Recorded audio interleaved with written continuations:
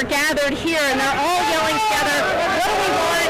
We want lower electricity bills. They've all marched over to here at this port of entry where they're trying to jam up the flow of traffic.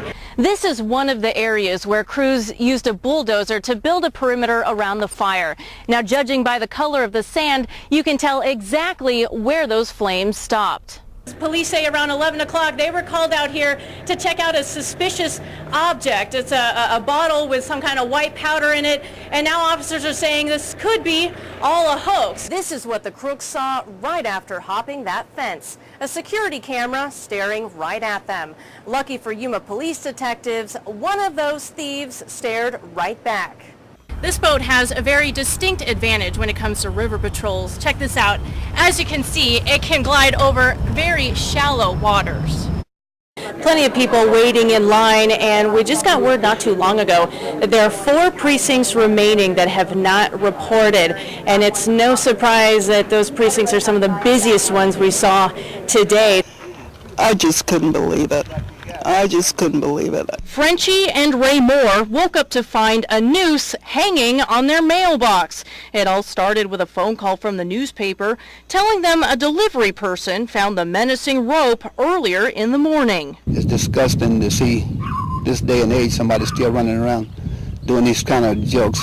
Ray is a former Yuma County supervisor who says this is not the first time he and his family have been a target of hate crime.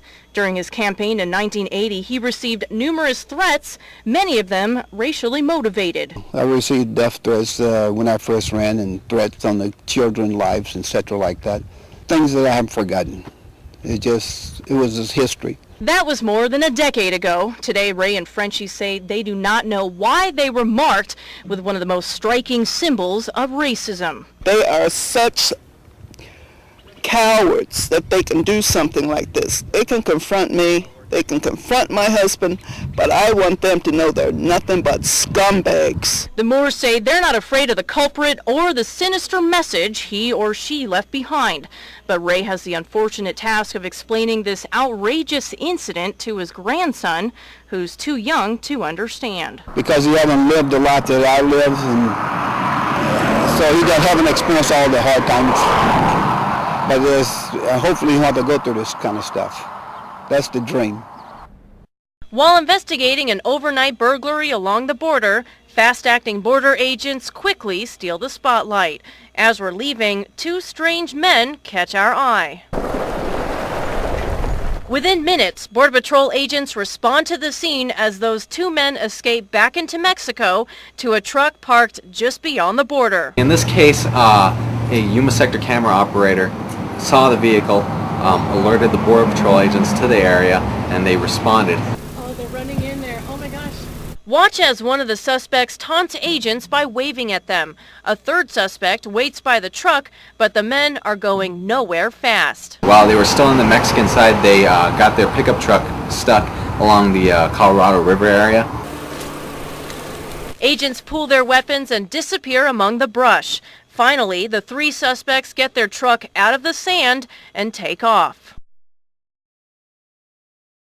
It's all messed up. My niece got a hold of it. 25-year-old Amber Yagoyan looks through some old family photos. Today, most of these people are behind bars. Well, my dad right now is in prison doing 7.5 years for armed robbery. My younger brother is also in prison doing 7 years. And then I have my older brother who's about to go do 3 years. Amber's situation is one seen all across the country. In 2004, nearly half of all inmates in state prisons had relatives who had also been incarcerated. Amber says it was her father who introduced her to a life of crime. Friends would come over, we'd get high, smoke weed. And then at age 12, my dad gave me my first line. Amber and her brother grew frustrated of the chaotic situation at home, so they devised an escape plan. So we ran away from home and stole a car and ended up getting arrested and going to a foster home. That incident sparked a years-long struggle in and out of the justice system. Amber sank even deeper into drugs and entered a relationship she describes as toxic. It got me doing things that I didn't think I'd ever do. To support ourselves, we stole from stores and sold the things we got. And then it got to selling drugs. Amber spent some time in jail for a 2006 burglary. While sitting in a cold concrete cell, Amber decided to make a change. I always tried to quit drugs on my own. I tried to do a lot on my own, but it just didn't happen like that. It wasn't easy, and I decided when I was in county that was it. Amber says that will be her last day in jail. Today, Amber's on probation. She holds a job and is attending Arizona Western College. Well, I've always wanted to attend college. I was supposed to start when I was 17, because I got my GED at 16.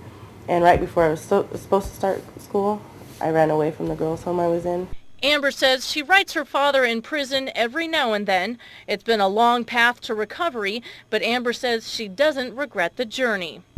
Yeah, it sucks. I did and went through the things I went through, but I'm glad I'm right here today. Well, last night I got the opportunity to ride with Yuma County Sheriff's Deputy Brett McDowell. Well, the goal was to experience a typical New Year's Eve for the men and women who serve and protect our community. A lot of areas that we focus on are ones who have the most activity, burglaries, trespasses. Unknown 904. Show me a vehicle occupied by 3 Hispanic males on Center Street and Columbia Avenue. Oh, my car. Your what? The car's burning. Dog right here. DOB is 45 of 83. Let's put your feet up for me. Put your feet up apart. No, straight apart. There you go. Thank you. One thing I did with them was do a weapons pack because the gentleman did have a knife, and they were all 3 of them were compliant. On the west side, the boundaries, we have 3 districts. 48. Got a call with 2 guys walking out Canal Bank with some kind of gun firing shots. Right there? As I'm standing right there, Right I can there, hear right 2 there. other guns going off Right next to my car, behind me, so- there's I see the one. plenty of shotgun shells, but that's something that's coming from the next street over. Not 2, 3, 4, 9. Yeah, 12 gauge. Yep, let's go with some more shot fire calls. There's no record down for 365. We're going to a water rescue. Apparently had a boat with 4 individuals that launched somewhere on the river, and we're supposed to be at a certain point at 4 o'clock this afternoon. They did not show up.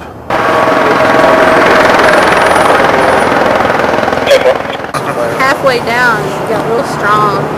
Oh yeah, I bet. Just minor cuts on the legs and stuff? Oh yeah, just scratches.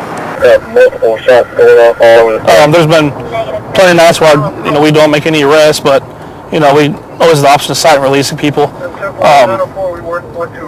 Most of the time you'll take calls where you have no suspects and no leads, but not every night ends up in an arrest. The only thing we really care about and enjoy is we go home every single night.